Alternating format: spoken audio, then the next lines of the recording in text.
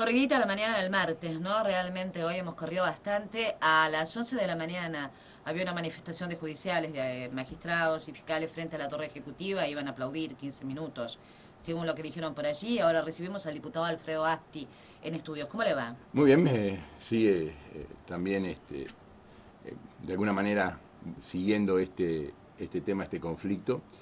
Un conflicto que realmente a veces es bueno tratar de explicar cómo se originó y por qué se llega a esta situación. En primer lugar, decir que en el presupuesto 2010, de acuerdo a la normativa constitucional, el Poder Ejecutivo eleva al Poder Legislativo, que son los únicos dos poderes del Estado que pueden tratar estos temas. Uno, el Poder Ejecutivo con la iniciativa de plantearlo y el Poder Legislativo con la posibilidad de aprobarlo o modificarlo.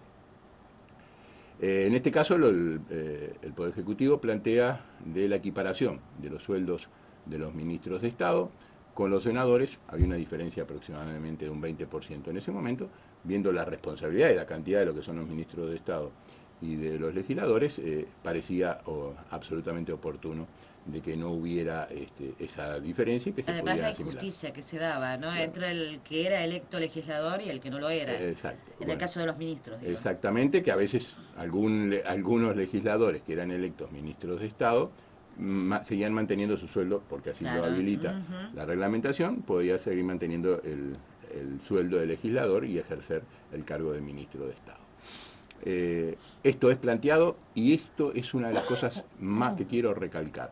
En el propio artículo, el artículo 64, y en la interpretación del mismo que se da en el mismo proyecto, en el artículo 68, estoy hablando de los que luego quedan confirmados con la numeración que luego quedó confirmada al promulgarse la ley, se prevé que solamente se afecten los cargos que están nominados en ese artículo 64.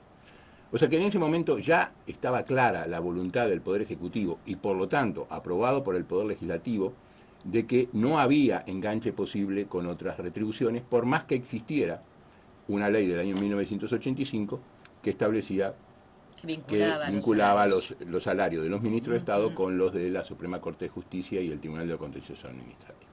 Pero el propio artículo, o sea que estamos hablando aquí de una ley específica de presupuesto, en la cual tiene competencia exclusiva, reitero, y machaco con esto, el Poder Ejecutivo y el Poder Legislativo, en una norma presupuestal se establecía de que ese aumento no tenía enganche con otros aumentos.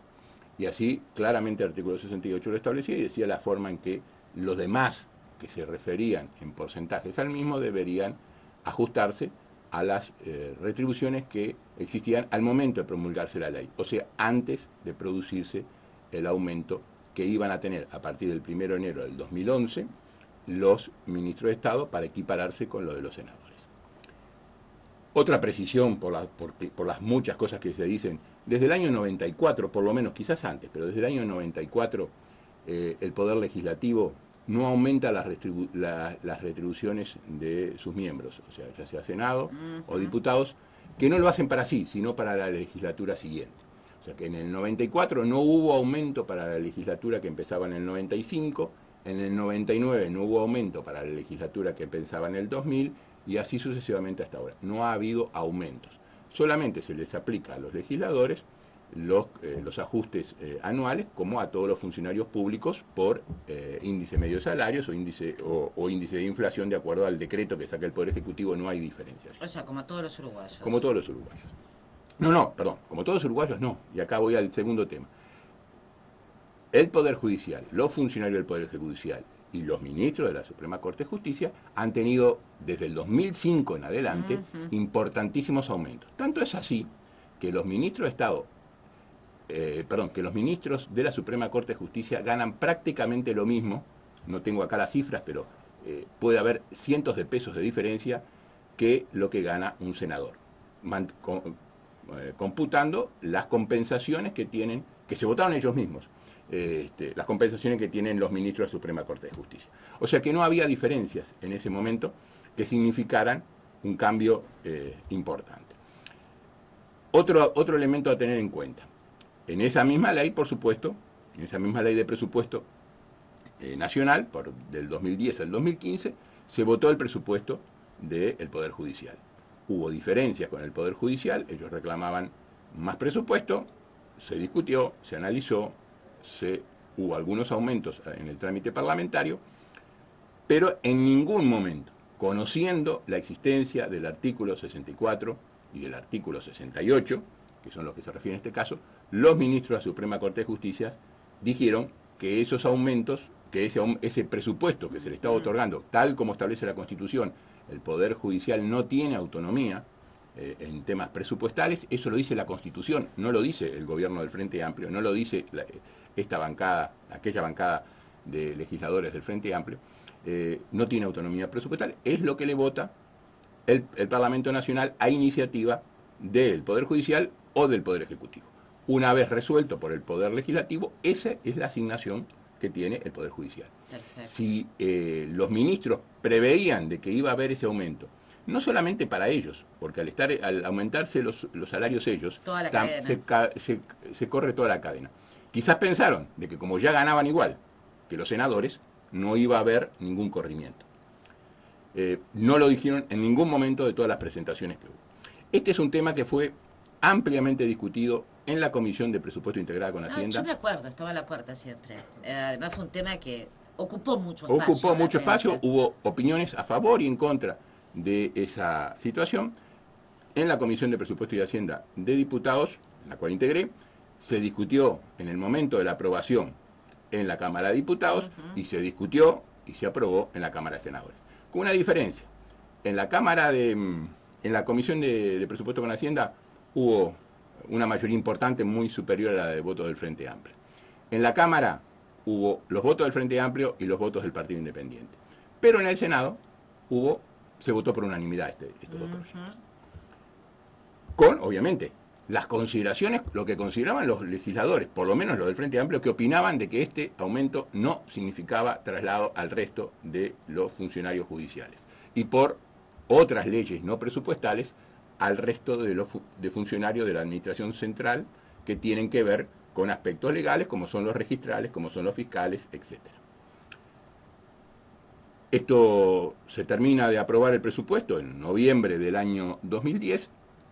El 1 de enero del 2011 entra a regir el presupuesto, como todos los presupuestos entran a regir al año siguiente. En ese momento los ministros de la Suprema Corte deciden liquidarse un aumento, que era el aumento que recibían los ministros, pero que para ellos hacía superar. Porque ya cobraban como los senadores. Con ese aumento superaban el nivel de los ministros de Estado y, por supuesto, también de los senadores. Pero se lo liquidan solamente para los magistrados, no lo liquidan para los funcionarios judiciales que también, por otras leyes, algunas presupuestales, que reclaman después. Pasa enero, febrero, marzo, se ve esta situación de que no era lo que los poderes del Estado que constitucionalmente están habilitados a otorgar aumentos de presupuesto, bueno, también tienen sus fueros, también tienen su separación de poderes y también tienen sus obligaciones constitucionales. Ante esto, el Parlamento vota una ley interpretativa, que también es el que debe interpretarse a sí mismo, obviamente, y con carácter general. La interpretación le corresponde a quien dictó la norma, claramente estableciendo este desenganche. Esta ley interpretativa lleva a que los ministros dejen de liquidarse los salarios con el aumento, pero al mismo tiempo ellos y casi todos los magistrados recurren la sentencia por inconstitucionalidad por aspectos formales de la interpretación. Creo, no tengo acá la sentencia, pero el argumento es que estaba hecha fuera de las instancias presupuestales. Era una ley interpretativa, cosa que le corresponde al Parlamento interpretarse a sí mismo. Como están previstos por las normas, se inicia el trámite de inconstitucionalidad ante la propia Suprema Corte. Como los ministros habían firmado ese reclamo, ellos mismos no podían actuar. y por lo tanto se buscaron algún magistrado de los tribunales de apelaciones que no, casualmente no había firmado, pero aclaremos que se iba a beneficiar exactamente Claro, igual se de la... benefician todos. Bueno, se fue declarada inconstitucional, por lo tanto esa ley interpretativa cayó en base a que no era una norma presupuestal. Sigue adelante la discusión, próxima rendición de cuentas, el Poder Ejecutivo y el Poder Legislativo acuerdan incluir un nuevo artículo con la misma interpretación que había sido declarada inconstitucional por temas formales. Dentro del presupuesto. Ahora sí, dentro del presupuesto. Dentro de la rendición ley de cuentas, las modificaciones presupuestales que establece la rendición de cuentas del año siguiente. Con la misma interpretación de que no estaban incluidos en esta disposición los enganches de otros funcionarios. Ya era la tercera vez que exactamente, que se manifestaba el Poder Legislativo y el Poder Ejecutivo, que son los únicos que pueden tener iniciativa y competencia para aprobar este tipo de aumentos. Nuevamente es declarada inconstitucional. Hay alguna información, incluso periodística, que dice que era porque la modificación de este artículo fue introducida en el Senado y que no había vuelto debidamente a la Cámara de Diputados para su aprobación. Eso es burocracia pura y dura, Eso fue algo que bueno, demuestra lo que en este momento se puede decir y se puede desvirtuar, desinformar la información. La interpretación es amplísima, ¿no? Es imposible de que una ley sea promulgada si es modificada en una Cámara sin la intervención de la otra. Allí se está afectando directamente la capacidad, el conocimiento, la idoneidad de 130 legisladores, porque acá también estaban incluidos los de la oposición, aunque hubieran votado en contra, pero hubieran sido los primeros en advertir de que si no pasaba por tercera vez por la Cámara, no iba a poder hacerse. No solamente los legisladores, sino los funcionarios técnicos del Poder Legislativo y todos los funcionarios del Poder Ejecutivo que cuando cualquier ley que reciben la repasan, ven que se ciñe estrictamente a las normas legales y constitucionales correspondientes y promulgan la ley. Bueno, la ley fue promulgada y nuevamente fue cuestionada por las mismas personas que habían cuestionado la anterior, basándose en que había sido introducido en una Cámara y que no había tenido la iniciativa previa al Poder Ejecutivo. Reiteramos nosotros, acá no era necesario la iniciativa porque no se estaban aumentando salarios, por el contrario se estaban interpretando normas que había dispuesto el Poder Legislativo. Aquí se da el caso que la justicia observa sobre lo que vota el Poder Legislativo. No obstante, el Poder Legislativo ve que la justicia se equivoca, pero no puede... Exactamente, bueno, ese es nuestro ordenamiento constitucional. Lamentablemente no hay un órgano superior y no es la primera vez que pasa, que ¿no? que pueda dirimir la competencia, estos temas que tienen que ver con la separación de poderes. Se deberá pensar en algún momento, ¿no? Sí, bueno, yo creo que no, creo que en este caso hay que tratar primero de superar esta situación. Esta situación se va a superar seguramente. ¿Pero cómo se soluciona? Bueno. Porque ahora, Alfredo, así para poner las cosas sobre la mesa, ¿no? Ahora hay un montón de gente que entiende que tiene determinada cantidad de dinero para cobrarle al Estado y obviamente ninguno quiere dar un paso atrás cuando piensa que la tiene ganada. Bueno, yo creo que en este caso, por las declaraciones del propio Poder Ejecutivo, yo lo estaba aclarando desde el punto de vista legislativo, el Poder Ejecutivo... Lo que fue el trámite. Una vez agotadas todas las instancias para que se respetaran la separación de poderes y por lo tanto que cada poder del Estado ejerciera lo que constitucionalmente Estado tiene derecho y obligación de hacer. La situación de hoy es que hay la única norma vigente que queda es la que hablaba de que los ministros de la Suprema Corte de Justicia no podían ganar menos que los ministros de Estado, aunque estén ganando más. Reitero, habrá que cumplir con esa disposición. Un gobierno democrático, cuando se le agotan las instancias, el Poder Ejecutivo no puede recurrir, o si puede recurrir, va a tener como jueces para resolver esas mismas cuestiones quienes, resolvieron sobre los temas anteriores. O sea que el puntapié inicial, en definitiva, lo dieron los magistrados. Exacto. Cuando decidieron aumentar sus salarios. Exactamente. Y ahí desembocó en que todos los demás... Claro.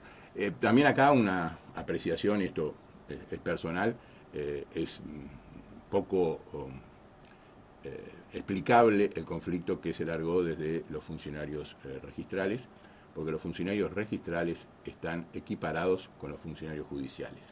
Pero los funcionarios judiciales todavía no percibieron ese aumento. O sea que primero deberían recibirlo los funcionarios judiciales para luego los funcionarios registrales equiparar, que por leyes están equiparados a ellos, se les pudiera liquidar. Y aquí nuevamente, bueno, el problema de que una dejita de lana, ¿cierto? ¿No? Estamos hablando de poderes distintos, porque porque no solamente está afectando las retribuciones del Poder Judicial, que tiene su propio presupuesto y puede, presupuesto aprobado por el Parlamento, y que solamente el Parlamento puede aumentar con iniciativa con su propia iniciativa, cosa que no ha pasado y que tendremos que ver en el próximo presupuesto quinquenal cómo se soluciona este tema. Pero también hay otro hecho. Realmente el Estado está obligado exclusivamente a pagar lo que resulte de las sentencias de inconstitucionalidad, porque en nuestro país las sentencias de inconstitucionalidad solo benefician a aquellos que reclamaron. Pero entonces se daría la paradoja de que quienes no reclamaron no tendrían aumentos y quienes reclamaron sí. Y esto crearía un caos obviamente mucho mayor que el que hoy tenemos. Pero para poder hacer efectivo, si está la disposición y la disponibilidad de poder cumplir con todos quienes estén enganchados de alguna manera a este tema, obviamente se necesita una ley habilitante, porque, reitero, el cumplimiento de la sentencia de inconstitucionalidad solo obliga a quienes recibieron esa sentencia favorable. No obliga a los demás, pero tampoco habilita al Poder Ejecutivo a pagarle a los demás, porque la norma sigue vigente. Y como sigue vigente, no habilita el pago a otros. Entonces habrá que tener una norma, una nueva ley, que es la única que puede habilitar, votada por el Parlamento, con iniciativa del Poder Ejecutivo y votada por el Parlamento, que habilite el pago a quienes no están incluidos en la declaración de inconstitucionalidad. Pero esto también hay que recordarlo, no puede hacerse antes del 30 de noviembre, porque por otra norma constitucional no se pueden votar aumentos antes del 30, en el periodo electoral. En un año previo al... Nos quedan 10 minutos nada más, porque viene Cecilia Custodio a presentar el método Tabare. Y uno de los temas que estuvo arriba de la mesa en esta campaña electoral, en estos 30 días de balotaje aburrido, sí, o embolado, como dijeron por allí.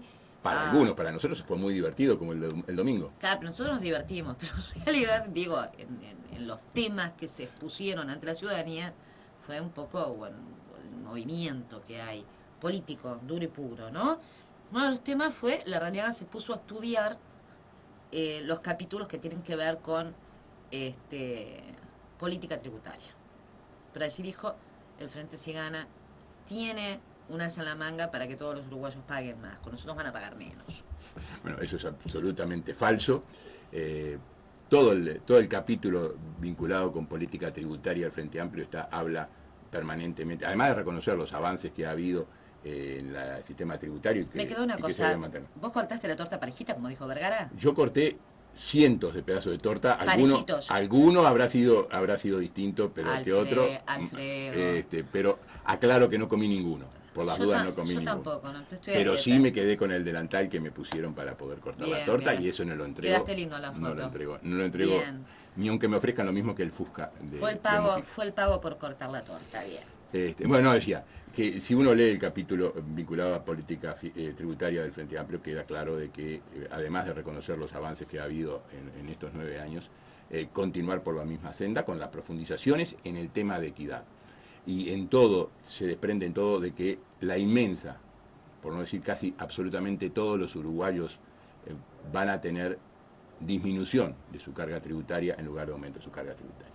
¿En qué se basa la Larrañaga y la eventual ministra designada de Economía para decir eso? En una frase en la cual dice que se podrá avanzar en la formulación de alícuotas extraordinarias para rentas extraordinarias vinculadas a el uso de recursos naturales o de concentración de la tierra. Y en esto, que ellos ponen como cuco para que la gente de a pie no vote al Frente Amplio, y que obviamente no está pensado para ello, porque no creo que ningún uruguayo medio de clase media, o de clase media baja, o de clase media alta, explote muchos recursos naturales y tenga ganancias extraordinarias por explotar esos recursos naturales. También fue una propuesta que en su momento compartimos con el Partido Nacional y que fue una propuesta que recientemente propuso el socio Bordaberry con respecto a los hidrocarburos. La compartida fue con la minería de gran porte, hoy ley vigente en el país.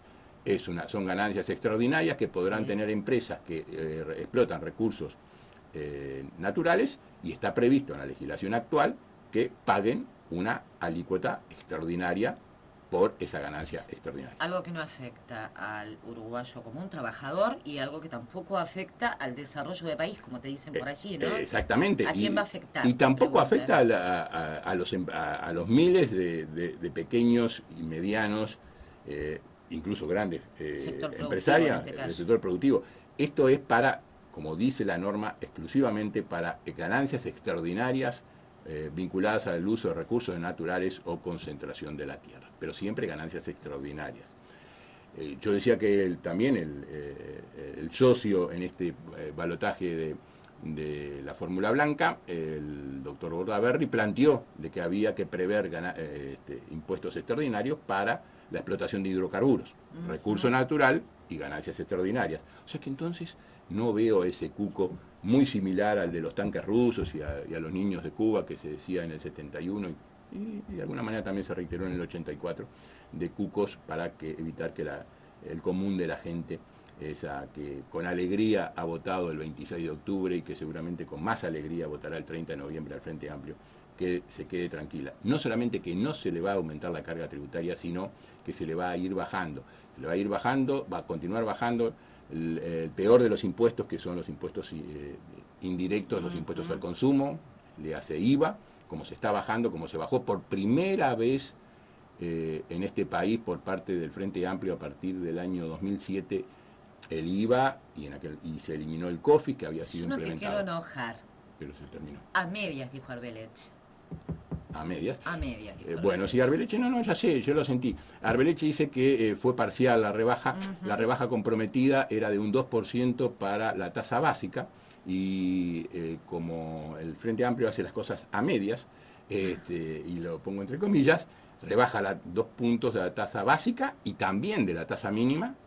Lo que se logró con el aumento de la formalidad, aunque a veces se convirtieran en terroristas. Exactamente, ¿no? Por ir a buscar.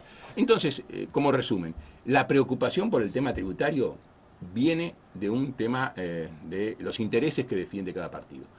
La preocupación por el Partido Nacional es de que alguno de sus votantes, de alguno de sus líderes, alguno de sus propios familias de integrantes de las fórmulas de los partidos tradicionales pueda verse afectado por una mayor carga impositiva. El 1% de la población que esté en el tramo superior de ingreso puede tener algún temor de que si tiene ganancias extraordinarias en la explotación de recursos naturales, vea aumentada su tributación. Claro, pero acá le dice... El 99% restante se va a ver beneficiado por la política tributaria del Frente Amplio. Juguemos con los números. Acá te dicen, por un lado, el Frente Amplio te va a aumentar los impuestos, pero yo te los voy a bajar. Bueno, o sea, no solo que vos no vas a pagar lo que el Frente Amplio te quiere pedir, sino que yo te lo voy a bajar. Te voy a hacer la vida recómoda porque es para todos. Claro, bueno, veamos esto. La historia de estos dos partidos en este momento que apoyan la fórmula, los socios, como decís, los socios que apoyan la fórmula de la calle Larrañaga, su historia es exactamente la contraria. Siempre aumentaron la presión tributaria sobre los sectores trabajadores, pasivos, clase media. Lo que proponen para este tema es bajar el déficit fiscal, aumentar las inversiones en infraestructura, en algunas políticas sociales, Sí, asentamiento Exactamente. Deducciones varias. Y bajar la presión tributaria con la eliminación de IAS y la mayor modificaciones en el IRPF. También Eso es gasoil una cosa, productivo, ¿no? Gasoil gasoil productivo productiva. también. Ecuación que se pone un signo de igual y termina con una frase que es imposible. No se puede hacer. Lo que han argumentado de que los recursos saldrían de una mejor gestión de los rubros presupuestales vinculados a los gastos no personales.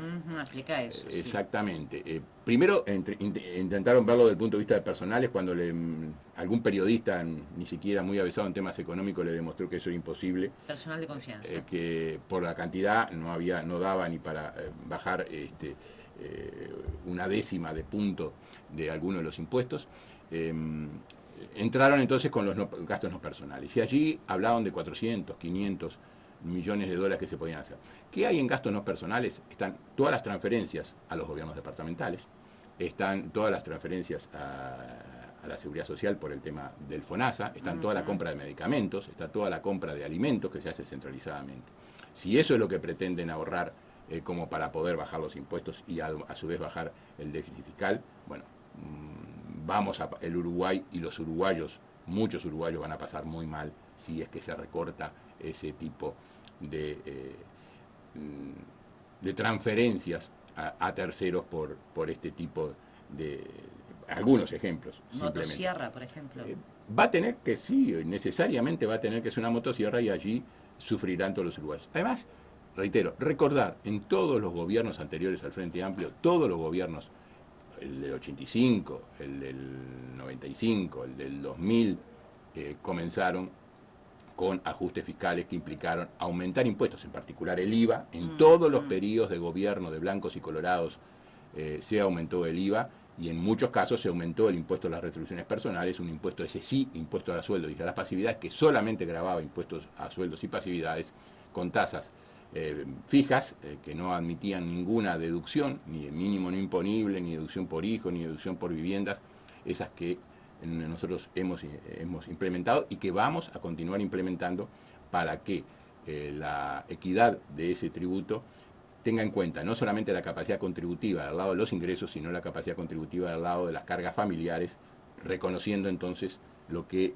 implica que no es lo mismo ganar 20.000 pesos en una situación en la cual no se está grabado, se gana 20.000 pesos, si se gana 30 se empieza a estar grabado, pero no es lo mismo si esos 30.000 se hacen teniendo que pagar la alimentación, la salud, la vivienda de 2, 3 o 4 hijos, que si no se tienen hijos, si se paga vivienda, si se tiene cuota de vivienda o cuota de arrendamiento, y para los pasivos que no tenían deducciones, aunque tenían un mínimo imponible mayor, también plantearse la deducción por vivienda o eventualmente por las casas de salud, donde generalmente a determinada edad, determinados núcleos de pasivo, viven en conjunto con otros pasivos. No llegó Cecilia todavía, ¿no? Llegó Cecilia, bueno, entonces le tengo que decir a Alfredo, me quedé ahí, yo te lo pregunto rápido, me lo tenés que contestar.